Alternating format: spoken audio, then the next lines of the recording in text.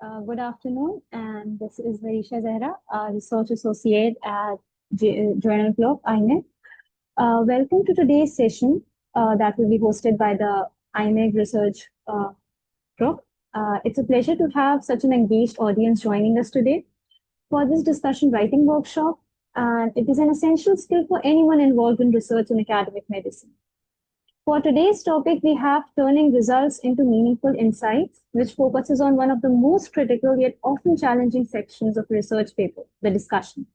This is exactly where the data transforms into understanding, where findings are interpreted, and where they are compared and placed into a broader context of existing literature. We are honored to have with us today Dr. Maliha Khalid, whose extensive experience and impressive publication record makes her the perfect guide for the session. Without further delay, let's begin and make the most of this opportunity to refine our academic writing skills. On to you, Dr. Maliha. Thank you so much, Varisha, for such a warm introduction. Assalamu alaikum, everyone. I hope everyone is doing great. I am Malia Khalid, and I am a recent graduate of SMCS introduced by Varisha. Inshallah, I will be joining my household in this July.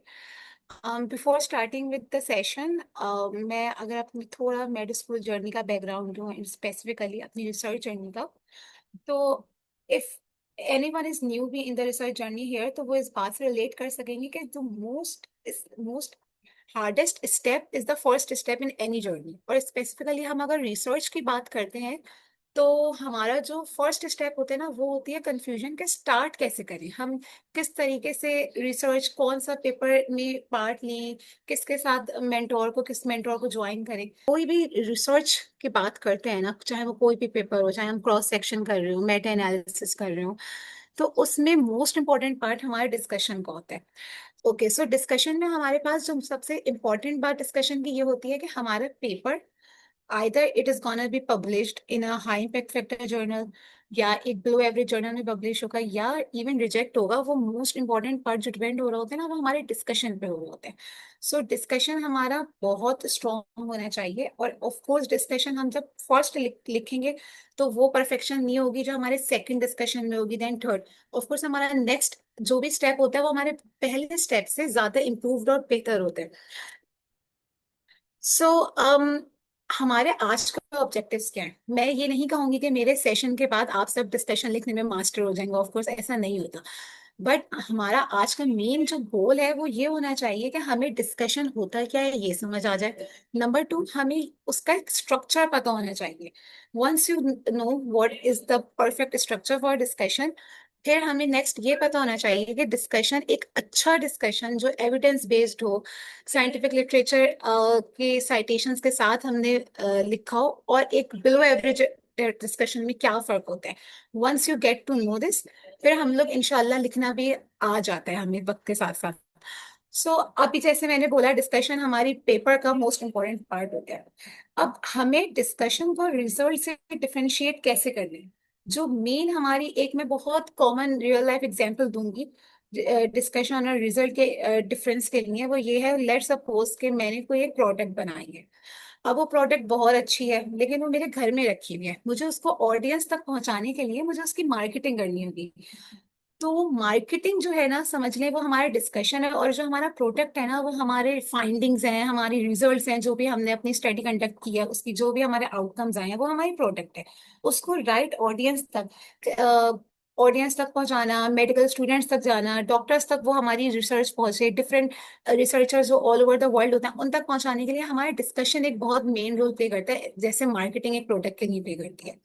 So discussion और result में यही फर्क होता है कि results हम अपने findings को बिल्कुल वर्ड टू वर्ड स्टेट कर देते हैं, बट डिस्कशन में we don't have to repeat that, we have to explain the results.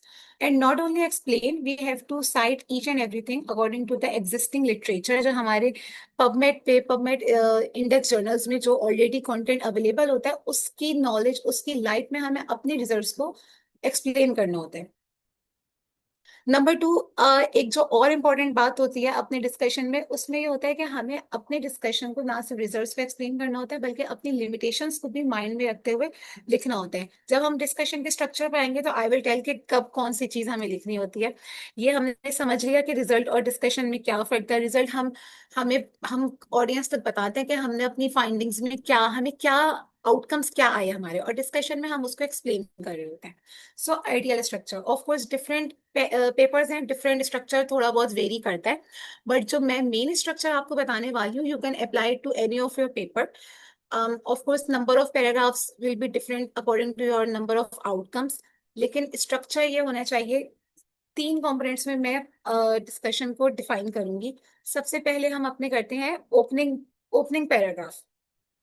Opening हमारी डिस्कशन की सबसे इम्पोर्टेंट है, और जो बिगिनर्स गलती कर रहे होते हैं वो उसमें ये होता है कि हमारे जो डिस्कशन की स्टार्ट होती है वो डायरेक्ट हम अपने रिजल्ट एक्सप्लेनेशन से नहीं करते। First few lines should be the objective of our study in which we will be defining कि हमने किया क्या है, हमने क्या स्टडी की है। नंबर टू, हमने क्यों किया है, उसकी क्या जरूरत थी, हमने अपने रीजन में या किसी भी स्पेसिफिक सिटी में हमने ये स्टडी क्यों कंडक्ट करी, उसकी क्या जरूरत थी। एंड देन फिर हम ऑफ डायरेक्ट किसी एक आउटकम को लेकर एक्सप्लेन करना शुरू नहीं करते, हमें उस पर समरी देनी होती है। जो हमने ओवरऑल फाइंडिंग्स ली होती है ना, उनको हमने एक फ्यू लाइंस में अपने की जो की हमारी फाइंडिंग्स होती है ना, नॉट कि आप सारे आउटकम्स को समरी में इंक्लूड करें, जो इंपॉर्टेंट फैक्टर्स होते हैं उनकी समरी आपको फ्यू लाइंस में कवर करके then you have to move towards explaining your results. तो शुरू की लाइंस में सबसे पहले ऑब्जेक्टिव, देन आपकी समरी आती है। इसके लिए मैं आप लोगों को एग्जाम्पल अपने मेरा एक पब्लिश्ड पेपर है उसके लिए दिखाती हूँ। So this is my published paper, और इस paper this was my cross section and I did this in fourth year of my made school. और इसमें मैंने एक और जो चीज मैंने सीखी थी वो ये था कि अगर आप लोग क्रॉस सेक्शन कर रहे हो, और आप लोग ऑफ कोर्स हमें क्रॉस सेक्शन के लिए वार्ड के एचओडी को इन्वॉल्व करना होता है। सो मेक श्योर कि आप उनसे स्टार्टिंग में ही एक बात ये डिस्कस कर लें कि आप लोग उनको कौन सी ऑथरशिप देंगे, और मैं एडवाइस दूंगी कि आप लोग एचओडीज को या डॉक्टर्स को सेकंड ऑथरशिप पे दें, और जिसका आइडिया है, जिसकी रिसर्च है बेसिकली, वो अपने आप को फर्स्ट रखें। This was my first cross section, और मैंने एचओडी को फर्स्ट ऑथरशिप दी थी, जो मुझे बाद में रियलाइज हुआ कि मुझे अपने आप को फर्स्ट रखना चाहिए। Well, it also depends on doctors, भी कुछ डॉक्टर्स कहते हैं कि नो, हमें फर्स्ट पे रखें। ओके, सो अब हमने अभी जो हमने डिस्कस किया कि आपकी डिस्कशन की फर्स्ट फ्यू लाइंस ऑब्जेक्टिव होनी चाहिए। तो अब यहाँ से लेके आप यहाँ तक पढ़ें। This was my objective of the study, कि our study provides insights into the prevalence of thyroid symptoms and how they relate to intensity of anxiety and depression among adolescent and young adults. Basically, this was my whole objective of the study. ठीक है, now next few lines are explaining कि हमने study क्यों की, हमने ये age group क्यों select किया 10 to 30 years old। तो उसके उसको मैंने एक्सप्लेन किया कि ये एज ग्रुप मैंने क्यों लिया, और उसको भी मैंने साइट किया। देखिए, हम कोई भी बात ना अपनी वर्डिंग में डिस्कशन में लिखेंगे तो उसकी वो वैल्यू नहीं होगी अगर हम उसको ऑलरेडी पब्लिश लिटरेचर से एक्सप्लेन करेंगे। तो साइटेशन बहुत इंपॉर्टेंट है, और साइटेशंस जितनी ज्यादा आप डाल सकेंगे, मैं कहूँगी उतना ज्यादा आपका डिस्कशन स्ट्रॉन्गर साइड पे जाता है। किस तरह से साइटेशन करनी होती है ये मैं करके दिखाऊंगी, बट अभी लेट्स पहले हम पूरा डिस्कशन का स्ट्रक्चर को देख लेते हैं। उसके बाद इन दी एंड वी विल सी कि हम किस तरह से साइटेशंस सर्च किस तरह करते हैं, एंड देन उनको फिर साइट कैसे करते हैं। So next few lines would be explaining कि आपने स्टडी क्यों की। देन फिर हम उसके बाद अपने आउटकम्स पे वन बाय वन आउटकम्स को एक्सप्लेन करेंगे। अब वो उसी पैराग्राफ में कर लें, नेक्स्ट पैराग्राफ में स्टार्ट कर लें, it totally depends on you and the number of outcomes. क्योंकि अगर ज्यादा आउटकम्स होते हैं तो आपको ऑफ कोर्स पैराग्राफ एक लिमिट में रखने होते हैं, तो आप एक ही पैराग्राफ में 2 से 3 आउटकम्स को डिफाइन कर लेंगे। बट अगर आपके आउटकम्स कम है तो फिर आप एक आउटकम एक पैराग्राफ में भी एक्सप्लेन कर सकते हैं। So it depends on your paper और आपके कितने आउटकम्स हैं। तो ये शुरू की लाइंस जो ओपनिंग लाइंस थी, ये आपके ऑब्जेक्टिव और समरी हो गई। नाउ अब आफ्टर हमने अपनी समरी दे दी, हमने ऑब्जेक्टिव बता दिया, अब हम अपने वन बाय वन सारे रिजल्ट्स को एक्सप्लेन करेंगे with along with the scientific evidence. यहाँ पर भी इसने जो भी फाइंडिंग्स ली वो आप आउटकम के साथ साथ इम्प्लीकेशंस बता दें, या इन दी एंड ओवरऑल आप अपने पूरे पेपर की इम्प्लीकेशन एक पैराग्राफ में लास्ट में दे दें, तो it totally depends on you. But मैं ये करती हूँ कि अपने हर आउटकम के साथ उसकी इम्प्लीकेशन भी, लेट सपोज के मैंने कोई एक एक्स वाई जेड मेडिसिन पे, एक्स वाई जेड मेडिसिन थी, उसको मैंने कंपेयर किया एबीसी मेडिसिन से, उसकी मैंने मेटा एनालिसिस की, and I found out that जो एबीसी मेडिसिन है वो कम डोज पे वही काम कर रही है जो एक्स वाई जेड ज्यादा डोज पे करती है। तो मैं उसमें क्या एडवाइस दूंगी, जब उसकी एफिकेसी बता रही हूंगी तो मैं उस आउटकम के साथ बोलूंगी कि हमें एक्स वाई जेड के प्लेस पे हमें एबीसी मेडिसिन ज्यादा यूज करनी चाहिए, क्योंकि इसकी डोज कम रिक्वायर्ड होती है, तो ऑफ कोर्स हमारी कॉस्ट कम लगेगी। और ज्यादा जो नॉर्मल पीपल होते हैं कंट्री के जो अफोर्ड नहीं कर सकते, उनके लिए भी ये दवा ज्यादा बेहतर रहेगी, क्योंकि इसकी डोजिंग कम है या दिन में कम दफा लेनी पड़ती है। सो ये इम्प्लीकेशन मैं या तो आउटकम के साथ भी बता सकती हूँ या बिल्कुल एंड में भी बता सकती हूँ, so it depends. But limitations आपकी हमेशा लास्ट में आएंगी। लिमिटेशंस क्या होती है? लिमिटेशंस अगर हम नॉर्मल उसमें बोले तो आप अपनी गलतियां या अपनी शॉर्टकमिंग्स खुद बता देते हैं जर्नल को। अगर आप खुद नहीं बताओगे तो जर्नल वाले आपकी गलती आपको बताएंगे, और उसकी वजह से या तो रिजेक्शन आती है या मल्टीपल रिविजन आते हैं। सो उसको अवॉइड करने के लिए हम लिमिटेशंस खुद लिख देते हैं। और इन केस अगर जर्नल वालों ने आपसे आपका जर्नल आपका आर्टिकल एक्सेप्ट हो गया, बट देयर आर, अगर आप लोगों ने एलटीज की वर्कशॉप्स ली होंगी तो उस पर क्रिटिक जो हम लोग लिख रहे होते हैं वो क्रिटिक यही तो होता है कि हम किसी और के पेपर में से गलतियां निकाल रहे होते हैं। तो आगे जाके आपके पेपर पे क्रिटिक्स हैं, वो भी एक अच्छा इंप्रेशन नहीं जाता। तो मेक श्योर कि आपकी जो भी शॉर्टकमिंग्स है वो आप अपने लिमिटेशंस के पैराग्राफ में इंक्लूड करेंगे। अब एग्जाम्पल्स देख लेते हैं ताकि इससे हमें ज्यादा क्लियर समझ आए कि हम क्या अभी तक जितनी भी हमने बात की है उनको एग्जाम्पल्स के साथ समझते हैं। सबसे पहला रेड फ्लैग जो एक डिस्कशन में बिगनर्स कर रहे होते हैं वो रिजल्ट्स को ही रिपीट कर रहे होते हैं, और उनकी लाइंस में न्यूमेरिकल वैल्यूज भी इन्वॉल्व होती हैं, जो कि सबसे सबसे बैड इंप्रेशन आपके डिस्कशन पे जाता है। अगर आपने ये अपनी पी वैल्यूज इंक्लूड कर दी, आपने अपने ऑड रेशियोज या रिस्क रेशियोज डाल दिए, ये तो करना ही नहीं है। और इसकी एक जो मैं अपने सारे जूनियर्स को ये एडवाइस करती हूँ कि आप इवन अगर आपकी कोई दवा की डोज भी है ना, तो आप उस डोज को मेंशन नहीं करोगे, आप ये लिखोगे higher dose lower dose. For example मेरी दो डोजेस थी मेडिसिन की, 5 mg और 10 mg, तो मैं उसको शुरू से 5 वर्सेस 10 नहीं लिखूंगी, मैं उसको low dose versus high dose लिखूंगी। सो की पॉइंट डिस्कशन का ये होता है कि न्यूमेरिकल वैल्यूज आपको बिल्कुल नहीं यूज करनी।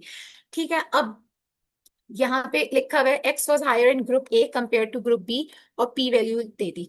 Of course it is less than 0.05, it is significant, but मैं ऐसे मेंशन नहीं करूंगी। मैं इस तरह लिख सकती थी कि दीज फाइंडिंग्स वर सिग्निफिकेंट। मैं ये पी वैल्यू मेंशन नहीं करूंगी क्योंकि ये मेरे रिजल्ट्स में ऑलरेडी मेंशन हो चुकी होगी।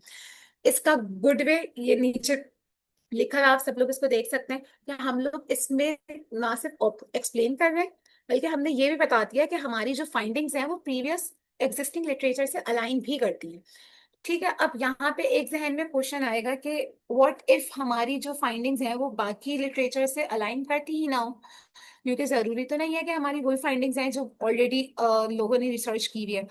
तो आपको कॉन्ट्राइंडिकेटरी फाइंडिंग से भी उसको कंपेयर करना होता है। फिर आप जैसे अभी यहाँ पे लिखा हुआ है कि this finding aligns with previous literature, तो आप ऐसे लिखोगे कि our findings contraindicate with the previous literature, और आपको उस प्रीवियस लिटरेचर को भी साइट करना होगा। बट मेक श्योर कि अगर आपकी फाइंडिंग किसी लिटरेचर से अपोजिट जा रही है तो आप उसको एक्सप्लेन करोगे और उसके पोटेंशियल रीजंस देंगे कि क्यों हमारी फाइंडिंग्स अलग आ रही हैं। ठीक है, ये एक्सप्लेनेशन बहुत जरूरी होती है। अब मैं एक एग्जांपल देती हूँ अपने आर्टिकल की।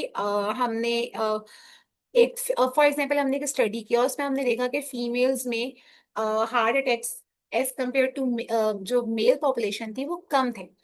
तो हम उसको उसके बायोलॉजिकल रीजन देंगे सबसे पहले तो। और बायोलॉजिकल रीजन में यही होता है कि एस्ट्रोजन जो है वो एक प्रोटेक्टिव अफेक्ट क्रिएट कर रहा होता है बॉडी में फीमेल्स की, क्योंकि गुड कोलेस्ट्रॉल को बेसिकली वो बढ़ा रहा होता है। तो हमने इसका रीजन दिया, ये एक वेल स्टेब्लिश फैक्ट है, ये कोई मैंने अपनी तरफ से बात नहीं की है, ये एक मैंने बायोलॉजिकल रीजन दे दिया।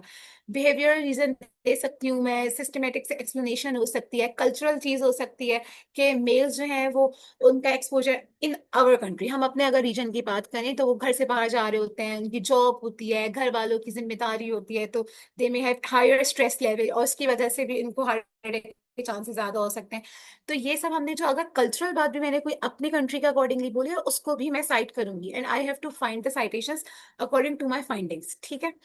और अगर कॉन्ट्राडिक्टरी है तो उसको भी हम एक्सप्लेन कर देंगे कि लेट सपोज अगर मैं कहूँ कि किसी और कंट्री में वही बीमारी मोर्टेलिटी मोर्टेलिटी रेट कम आ रहा है और हमारी कंट्री में ज्यादा आ रहा है, तो मैं उसको एक्सप्लेन कर सकती हूँ कि हमारा हेल्थ केयर उस कंट्री का अकॉर्डिंगली हमारा हेल्थ केयर उतना एडवांस नहीं है। सो आपको एक्सप्लेन करना होता है, ठीक है, हर फाइंडिंग को, और उसको साइट भी करना होता है। अब इसी के साथ हम देख लेते हैं कि हम किस तरीके से साइटेशंस बनाएंगे। लेट सपोज मैंने कोई सी भी बात, ये मैंने अपने ही इसके आर्टिकल की ले ली। ये वाली बात का मुझे, ये वाली बात मैं लिख रही थी, लेकिन मुझे नहीं पता कि ये कौन से पेपर में आ रही है। ऑफ कोर्स मुझे कैसे पता कि कौन से पेपर में ये एग्जैक्ट सेंटेंस या इस तरह का मीनिंग कौन से पेपर में आ रहा होगा। तो इसका सबसे आसान तरीका है, वैसे तो अब बहुत एआई वेबसाइट्स अवेलेबल है, बट जो मोस्ट ऑथेंटिक है वो ये है कि आप इसको कॉपी कॉपी करके सिंपल गूगल पे हम पेस्ट कर देंगे। Once you pasted on the Google, आपके पास यहाँ पे बहुत सारे आर्टिकल्स आ रहे हैं, ठीक है, ब्लॉग्स आ रहे होंगे। लेकिन आपको मेक श्योर ये करना है कि आप, मैं ये वाला भी चूज कर सकती हूँ आर्टिकल अपने साइटेशन के लिए, ये सेकंड वाला भी कर सकती हूँ।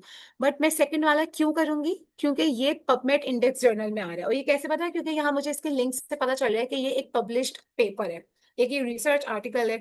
तो मैं अवॉइड करूंगी ब्लॉग्स को साइट साइट करने के लिए, क्योंकि blogs are not that authentic. हम ज्यादा कोशिश करेंगे कि पबमेड इंडेक्स जर्नल हो।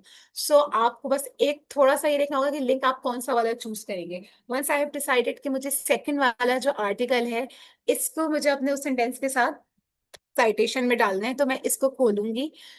सिंपल इसका जो डीओआई यहाँ पे लिखा हुआ होता है, इस डीओआई को मैं कॉपी करूंगी, और कॉपी करके एक ये वेबसाइट है माई बिब, इसका नाम अगर आप लोग स्क्रीनशॉट करना चाहें, माई बिब वेबसाइट है, इस पे हमारी साइटेशंस बनती हैं।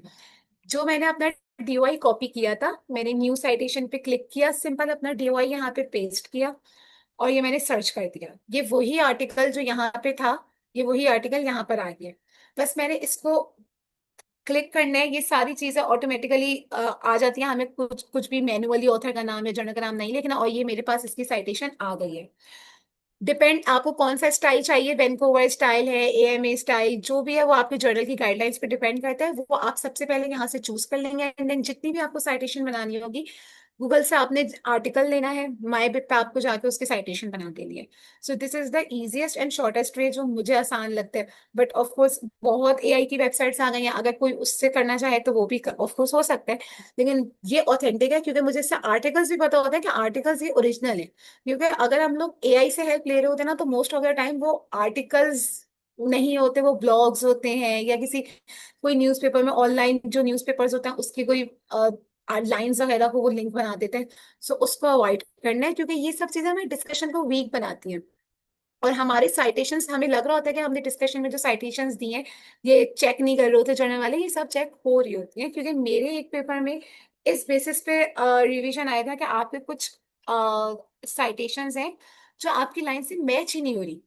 तो वो, उस बात से भी मैंने सीखा था कि नहीं, ऑथेंटिक वे हम, ज्यादा बेहतर है कि आप आर्टिकल को भी एक दफा देख लें कि वो मैच हो रहा है साइटेशन या नहीं। Now let's come towards another example. अब दूसरा रेड फ्लैग हमारा क्या होता है डिस्कशन में, दैट इज टू वे।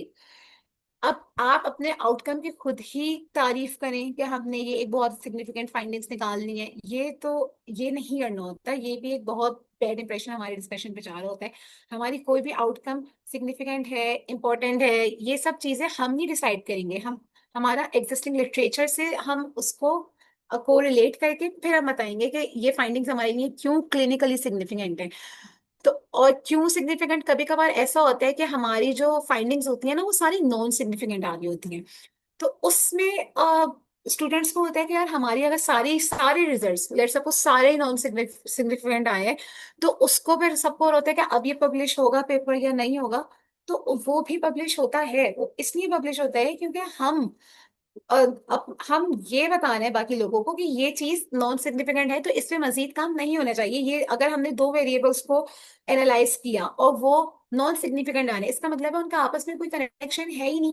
जो हम सोच रहे थे, हमारी अगर माइंड में थ्योरी थी कि यार ये एक्स फैक्टर वाई को अफेक्ट करता है, बट वो नहीं करता, वो नॉन सिग्निफिकेंट आया है, तो वो भी हमें अपने रिजल्ट्स में एक्सप्लेन करना होता है। क्योंकि नॉन सिग्निफिकेंट फाइंडिंग्स भी आप बाकी रिसर्चर्स को ये डायरेक्शन देती हैं कि हमें इस चीज पे काम करने की जरूरत नहीं है, क्योंकि ये नॉन सिग्निफिकेंट है। सो आपको जो भी चीज बतानी है ना, वो आपको एग्जिस्टिंग लिटरेचर के को देखते हुए बतानी है। हम खुद डिसाइड नहीं कर सकते कि ये चीज, ये हमने बहुत कोई इंपॉर्टेंट आउटकम सर्च कर लिया है, बहुत कोई ये ब्रेक थ्रू हो जाएगा हमारी क्लिनिकल रिसर्च में। तो ये सब चीजें हमें अवॉइड करनी है। अब थर्ड एग्जाम्पल हमारी क्या है, जो बैड बैड एग्जाम्पल में आती है, वो है कि आपने एक्सप्लेन नहीं किया। अब एक्सप्लेनेशन में यहाँ पे लिखा हुआ है, जैसे बैड एग्जाम्पल में, there was an increase in mortality over time. तो अब ये, इसमें कोई एक्सप्लेनेशन नहीं है कि मोर्टेलिटी क्यों बढ़ी। अच्छा, मोर्टेलिटी से मेरे जहन में आती है, अभी सीडीसीज का बहुत ज्यादा ट्रेंड चलने लग गया है। तो सीडीसीज में हम कई मोर्टेलिटी ट्रेंड्स चेक कर रहे होते हैं। तो उसमें क्या होगा कि लेट सपोज अगर हमने देखा कि एक स्पेसिफिक पीरियड ऑफ टाइम में मोर्टेलिटी ज्यादा आई है, तो हम उसको एक्सप्लेन उस स्पेसिफिक ईयर्स के अकॉर्डिंगली करते हैं कि हम कोई भी, I have worked on a lot of CDCs. तो उसमें ज्यादातर जो हमारे ट्रेंड्स आते थे ना, वो 2020 टू 2022 या 2018 से लेकर 2022 वाला जो ट्रेंड होता था ना, उसमें मोर्टेलिटी हर चीज की बड़ी भी होती थी। तो I use to explain in my discussion by writing के that was the covid year में लॉकडाउन सिचुएशन थी, लोग हॉस्पिटल्स, लोग क्वारंटीन हो रहे थे, ऑफ कोर्स लोग घरों से निकलना कम हुआ हुआ था, तो अगर किसी को कोई बीमारी भी हो रही थी, तो लोग हेल्थ केयर रिसोर्सेज यूज नहीं कर रहे थे, और उसकी वजह से मोर्टेलिटी बढ़ी। या एक दूसरा रीजन हमने ये स्टेट किया कि ऑलरेडी लोगों में कोविड कोविड की वजह से लोगों की एक ज्यादा डेथ हुई है। तो अगर उसमें ऑलरेडी कोई कोमोर्ब वाली बीमारी थी, तो हमारे पेपर्स पे ये शो हो रहा है कि डायबिटीज वालों की इतनी डेथ हुई, but maybe it was due to COVID. तो हम लोग एक्सप्लेनेशन देते हैं, और अगर मोर्टेलिटी डिक्रीज हो रही है, तो उसका भी हमें रीजन देना होगा। तो एक्सप्लेनेशन बेसिकली, इंटरप्रिटेशन हमारी उसकी आउटकम की, जब तक हम उसको इंटरप्रेट नहीं करेंगे, तो इट डजेंट मेक सेंस कि अगर मैं खाली बता दूं कि मेरी मोर्टेलिटी में इंक्रीज हुआ था या डिक्रीज हुआ था। Now the fourth example is over generalisation. ये बहुत इंपॉर्टेंट है कि हम लोग एट दिस लेवल, जिस लेवल पे अभी हम लोग हैं, स्टूडेंट लेवल, या even after 10 years of my clinical experience, मैं फिर भी उस लेवल पे नहीं आ पाऊंगी जो बहुत बड़े लेवल्स पे क्लिनिकल ट्रायल्स हो रहे होते हैं, या क्रॉस सेक्शन भी। हम लोगों की क्या, हम लोग की रिसोर्सेज इतने ही हमें अलाउ कर लेते हैं कि हम जिना से डेटा कलेक्ट कर लें। राइट, अब हम लोग जब एक शहर के भी हम सारे हॉस्पिटल्स को कवर नहीं कर पा रहे, हम सिर्फ एक हॉस्पिटल से डेटा कलेक्ट करके हम क्या उस फाइंडिंग पे कोई ऑथेंटिक अपनी एडवाइस बना सकते हैं? नहीं बना सकते, क्योंकि हम लोग उसको जनरलाइज नहीं कर सकते, क्योंकि हमने एक बहुत बहुत लिमिटेड रिसोर्सेस में होते हुए हमने अपनी स्टडी कंडक्ट की। तो वो हम उसको ओवरऑल ऑल पॉपुलेशन, स्पेशली अगर हम एशियंस हैं, तो हम उनको अफ्रीकन पे अप्लाई नहीं कर सकते। ठीक है, तो ये आपको, ये हमारी लिमिटेशन भी है, और इसको आप एक्सप्लेन भी करेंगे कि हम इसको ओवर जनरलाइज अगर आप कर देंगे ना, ओवर जनरलाइज के हमने X causes Y in all population, तो ये इस तरह हम नहीं कर सकते। वी हैव टू राइट के हमने अपने साउथ एशिया हमारा कंट्री है, तो हमारी जो पॉपुलेशन है, ऑफ कोर्स हम उस पे उसका अकॉर्डिंगली हम अपनी साइटेशंस बनाएंगे। और यही हमारी चीज लिमिटेशन में भी जाती है, जो हम अपनी लिमिटेशन में लिखते हैं कि हमारी रिसोर्सेज में कितने हम मल्टीपल हॉस्पिटल्स को नहीं इंक्लूड कर सके, या इवन हम मल्टीपल रेसेस को इंक्लूड नहीं कर सके, हमारी रिसोर्सेज नहीं दी। तो ये हमारी लिमिटेशन भी, और हमारी रिजल्ट एक्सप्लेनेशन में भी इस बात को हमें अपने माइंड में रखना होता है। अच्छा, अब वीक टोन, इनफॉर्मल टोन क्या होती है इसका, जो बहुत एक बात है ना, कि हम लोग अपनी वर्डिंग्स में कोई चीज एक्सप्लेन नहीं कर सकते। अब हम ये तो लिख ही नहीं सकते ना कि इन इन अवर ओपिनियन, या हम ये समझते हैं, या हम हमें ये लगता है। हमें जो लगता है वो मैटर नहीं करता, हमें उसको, फिर वो अगेन, मैं एग्जिस्टिंग लिटरेचर पे मैं इतना फोकस इसलिए कर रही हूँ क्योंकि हम डिस्कशन में हमारी जितनी भी लाइंस होती हैं, उसमें से मोस्ट ऑफ द लाइंस जो हैं, वो हम और किसी और आर्टिकल को साइट कर रहे होते हैं। तो हमें अपनी अपनी वर्डिंग्स को अवॉइड करना है। अब जैसे ये बैड एग्जाम्पल में, I have written this was kind of expected and make sense. तो ये हमारी अपनी एक थिंकिंग हो गई कि हम ये एक्सपेक्ट कर रहे थे, और हमारे रिजल्ट्स उसी का अकॉर्डिंगली आए हैं। तो ये हम नहीं लिख सकते। हमने गुड एग्जाम्पल में देखे, these findings are consistent with prior evidence and support the hypothesis that, जो भी हमारा मैकेनिज्म है हम उसको लिख देंगे। अब अभी तक हमने एग्जांपल्स में क्या नोट किया, की पैटर्न ये था कि जो भी हमारे डिस्कशन की, लेट सपोज एक आउटकम में एफिकेसी, किसी मेडिसिन की एफिकेसी है उसको डिस्कस कर रही हूँ, तो उसमें मुझे पहले मैंने अपना रिजल्ट बता दिया कि भाई उसकी एफिकेसी कितनी आई थी, क्यों आई, ज्यादा क्यों आई, कम क्यों आई, उसको एक्सप्लेन किया, उसको इंटरप्रेट किया। फिर उसको एग्जिस्टिंग लिटरेचर से मैंने कंपेयर किया, वो क्यों मैटर करते हैं, हमने क्यों वो, हमने उस एक्स वाई जेड मेडिसिन पे हमने क्यों रिसर्च कंडक्ट की, उस क्या उसकी क्लिनिकल रेलेवेंस थी, उसको एक्सप्लेन कर दिया। और फिर उसको देखते हुए हमें अब आगे उसको कैसे हम इम्प्लीकेट कर सकते हैं, या हमें क्या चीज का ख्याल रखना चाहिए, ये एक आउटकम में हमें ये सारे 5-6 पॉइंट्स अपने कवर करने हैं। Then we have to move towards our next outcome. ये अगर आप इन सब चीजों को माइंड में रखें ना, जब तक ये सारे पॉइंट्स कवर नहीं हो जाए एक आउटकम में, you can't move towards the next. ये सब चीजें एक्सप्लेन होंगी, फिर हम दूसरे पे जाएंगे। ये की पैटर्न है। अगर ये की पैटर्न जहन में आ जाए तो बस इसको रखते ही हम सारे अपने आउटकम डिस्कस कर लेंगे, और हमारे डिस्कशन का जो सेंट्रल पार्ट था वो भी कवर हो जाएगा। रिजल्ट्स एक्सप्लेन करने में ये तीन चीजें बहुत हेल्प करती हैं। क्या आप बायोलॉजिकल मैकेनिज्म्स को साइटेशन में इंक्लूड करेंगे, नंबर 2 बिहेवियरल फैक्टर, और नंबर 3 होते हैं कि हमारे हेल्थ केयर सिस्टम फैक्टर या हमारे कल्चरल फैक्टर्स हो सकते हैं। अब जैसे मैंने अभी एस्ट्रोजन की हार्ट अटैक से एक एग्जांपल दी थी, तो उसमें मैंने बायोलॉजिकल मैकेनिज्म दे दिया कि एस्ट्रोजन का प्रोटेक्टिव इफेक्ट है towards the female due to its ability to increase HDL in the female body. Behavioural factors मैं दे सकती हूँ, जैसे मैंने कहा था कि फीमेल्स घर पे होती हैं, they might suffer from less stress level as compare to man, तो ये मैंने बिहेवियरल फैक्टर की एग्जांपल दे दी। फिर उसके बाद मैंने हेल्थ केयर सिस्टम फैक्टर की कोई एग्जांपल दूंगी। तो ये सारी चीजें रिजल्ट एक्सप्लेन करने में इन तीन चीजों को, आप जरूरी नहीं आप तीनों चीजों को यूज करें, लेकिन इन तीनों में से ही दो, तीन या एक, इन्हीं चीजों को हमें जहन में रखते हुए अपने आउटकम्स को एक्सप्लेन करना है। इस चीज की हम बात कर चुके हैं, कॉन्ट्राडिक्टरी फाइंडिंग्स। क्या हमें अगर कोई चीज एग्जिस्टिंग लिटरेचर से कॉन्ट्राडिक्ट कर भी रही है तो उसको भी हमें एक्सप्लेन करना है, और क्यों, क्या रीजंस हो सकते हैं वो भी करना है। इसकी इंटरेस्टिंग एग्जांपल ये थी कि हमने एक और क्रॉस सेक्शन जिना हॉस्पिटल में कंडक्ट की।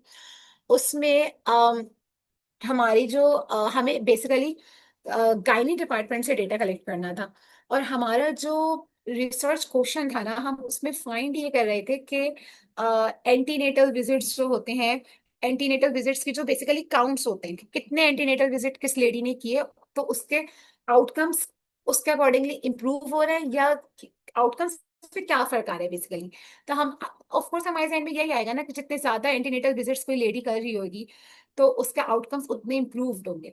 ठीक है, तो अब हम लोग जितनी भी स्टडीज उठा रहे थे ना, उसमें ये था कि जो गरीब औरतें थी उनके आउटकम्स अच्छे नहीं थे प्रेगनेंसी के, क्योंकि वो लोग हॉस्पिटल विजिट कराने ही नहीं आती थी। हाँ, उसका उनके हॉस्पिटल चेकअप्स ही एक या दो थे, बहुत बहुत रियरली, या किसी किसी ने बिल्कुल हॉस्पिटल विजिट ही नहीं किया अपनी पूरी प्रेगनेंसी में। जबकि जो अच्छे घरों की औरतें थी उनके विजिट ज्यादा थे, तो उनके प्रेगनेंसी आउटकम्स भी अच्छे थे।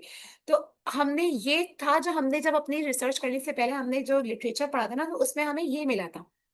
बट जब हमने अपनी जिना हॉस्पिटल में हम गए, तो वहां पे सारी जो खवातीन थी वो सारी of course lower middle class से आ रही, लोअर मिडिल क्लास होती है या बहुत लोअर क्लास से जो फी आ रही होती हैं, तो उनके तो बहुत ज्यादा हमारे एंटीनेटल विजिट्स थे। तो हमने उसको फिर इस तरह एक्सप्लेन किया कि क्योंकि हमारा जो हॉस्पिटल था वो गवर्नमेंट हॉस्पिटल था, वहाँ बिल्कुल सारी ओपीडीज फ्री है, दवाएं फ्री मिल रही है, तो इसलिए हमारा जो टर्नओवर था वो एज कम्पेयर टू, बल्कि हमारी स्टडी में जो अच्छे घर की आंटीज थी वो तो थी, बल्कि हमारी स्टडीज में सारी गरीब जो औरतें थी उनके एंटीनेटल विजिट्स ज्यादा थे, और अच्छी जो अच्छे घरों वाली औरतें थी उनके तो विजिट्स थे ही नहीं। तो हमारी स्टडी बाकी एग्जिस्टिंग लिटरेचर से यहाँ पे कॉन्ट्राडिक्टरी फाइंडिंग्स दे रही थी, तो हमने उसको इसी तरह एक्सप्लेन किया कि हमारा गवर्नमेंट हॉस्पिटल था, बाकी सारी स्टडीज में भी डिफरेंट कंट्रीज में प्राइवेट हॉस्पिटल्स की थी। तो इस तरह हमें अपने रीजन को देखते हुए उसको एक्सप्लेन करना होता है, और इसीलिए लिटरेचर सर्च बहुत इंपॉर्टेंट है। डिस्कशन लिखने से पहले ना आपको अच्छे खासे आर्टिकल्स को इसीलिए पहले देखना पड़ता है, उसी रिलेटेड टॉपिक के आप आर्टिकल्स को सर्च करेंगे और उनके डिस्कशंस पढ़ेंगे, तो आपको आइडिया हो जाएगा कि यार मेरी फाइंडिंग्स क्या बाकी फाइंडिंग्स से मैच कर रही है, नहीं कर रही। अगर नहीं कर रही तो फिर उसके पॉसिबल रीजंस को सोचना, ये सब अच्छा खासा आइडिया हमें मिल जाता है। ओके, अब यहाँ तक हमने अपने डिस्कशन का फर्स्ट ओपनिंग पैराग्राफ देख लिया, मिडिल का सारा कंटेंट देख लिया कि रिजल्ट्स को किस तरह एक्सप्लेन करना है, साइटेशन कैसे बनानी है, हमने ये देख लिया। अब थोड़ा बहुत तो आपके पेपर पे डिपेंड करता है कि आपका केस रिपोर्ट है, मेटा एनालिसिस है, क्रॉस सेक्शन है क्या। वो पेपर की उस पर डिपेंड करता है कि आपके पेपर की नेचर क्या है, तो उसका ऑफ कोर्स फिर आपकी डिस्कशन थोड़ी बहुत चेंज होती है। तो ये मैंने केस रिपोर्ट और मेटा एनालिसिस को इसलिए यहाँ कंपैरिजन करके दिखा दिया है, क्योंकि ये इसमें ड्रास्टिक चेंज होते हैं इनके हमारे डिस्कशंस में। बाकी क्रॉस सेक्शन और मेटा एनालिसिस का डिस्कशन ऑलमोस्ट सेम होता है, वही इसी तरीके से आपको रिजल्ट्स एक्सप्लेन करने होते हैं। बट केस रिपोर्ट पे तो हमारी कोई फाइंडिंग होती ही नहीं है, केस रिपोर्ट में तो हम कोई न्यू फाइंडिंग्स तो नहीं दे रहे होते। ऑफ कोर्स हमारे केस रिपोर्ट में एक बहुत रेयर यूनिक केस होता है और हम उसको डिस्कस कर रहे होते हैं।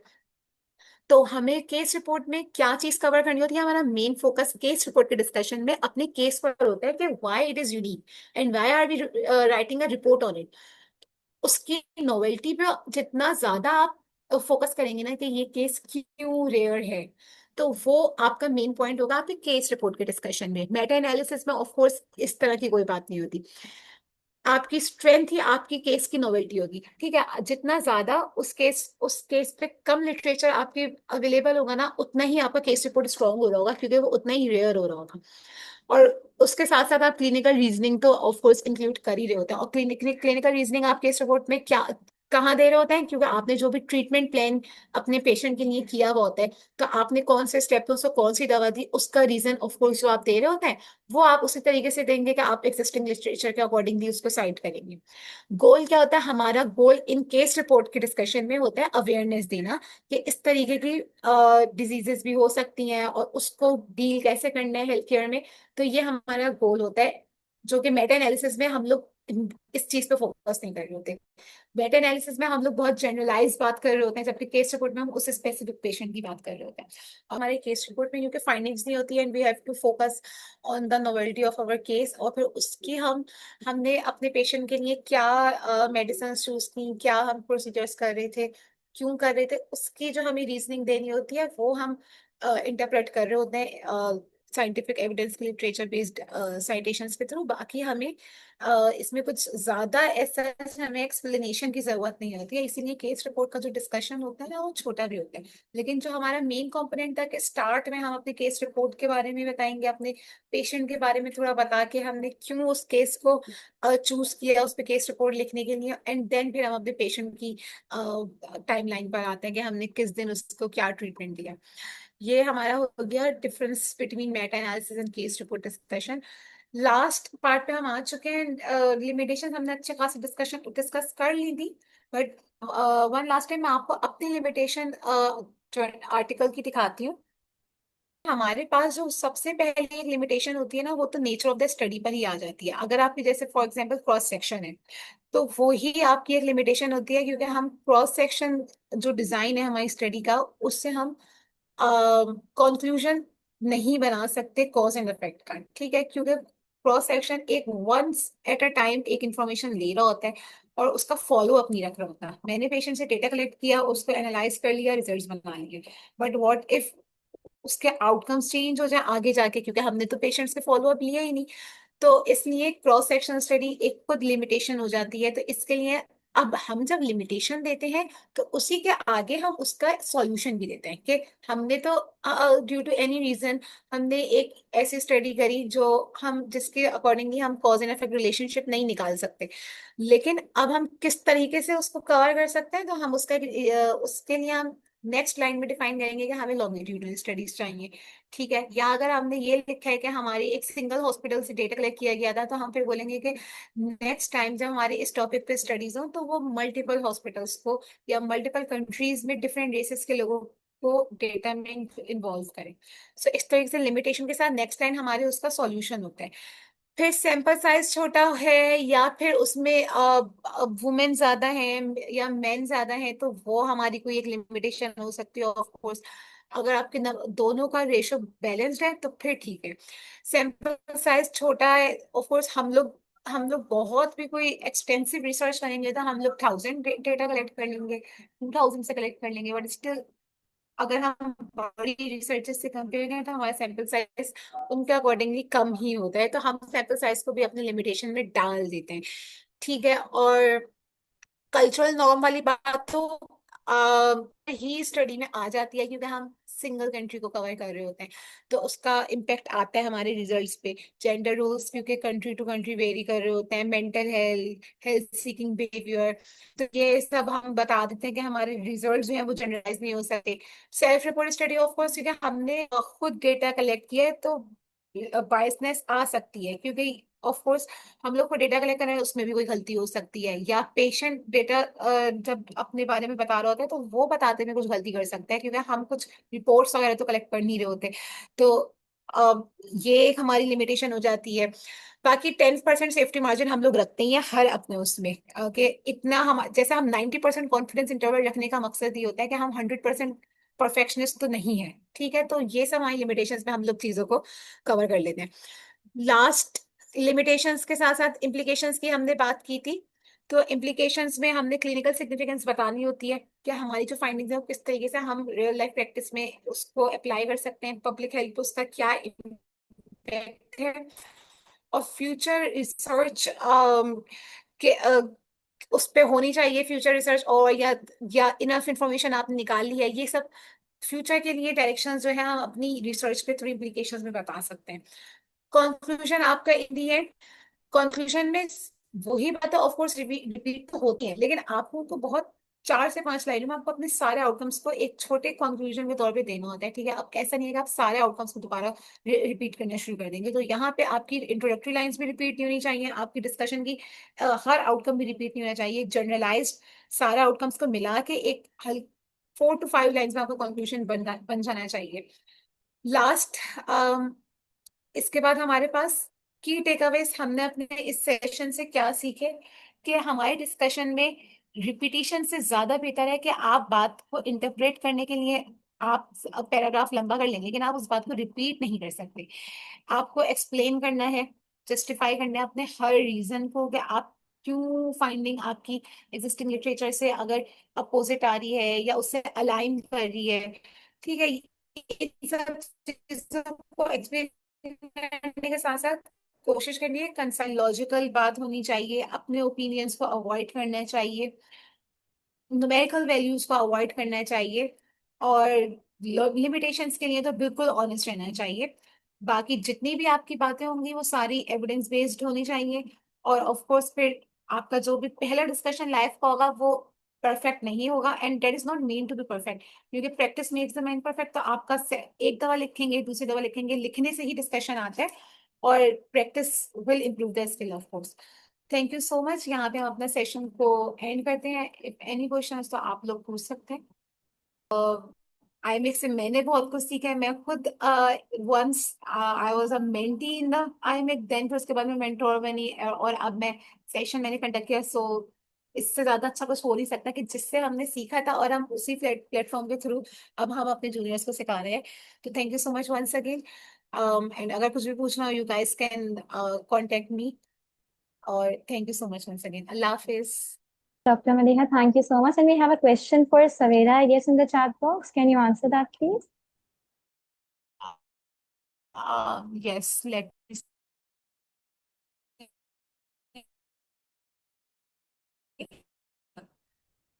me research. Can of course start with LTE, ठीक है। और उसमें भी I would recommend के don't over stress yourself. There is no need कि आप फर्स्ट ईयर में आपकी पब्लिकेशंस हो जानी चाहिए, and this is not a race. हम लोग बहुत क्वांटिटी के पीछे जो भाग रहे होते हैं ना, आई रियली एडवाइस एवरीवन के क्वांटिटी से ज्यादा आपका फोकस ना क्वालिटी पे चाहिए। Guys, I think there has been some internet problem on her end. So we'll end the meeting here, and whoever wants to ask some questions, we'll give you guys like a platform to ask for the questions through some feedback forms, okay? So that is it for today, everyone. A wonderful session by Dr. Maliha, that is. Thank you. We'll end it here.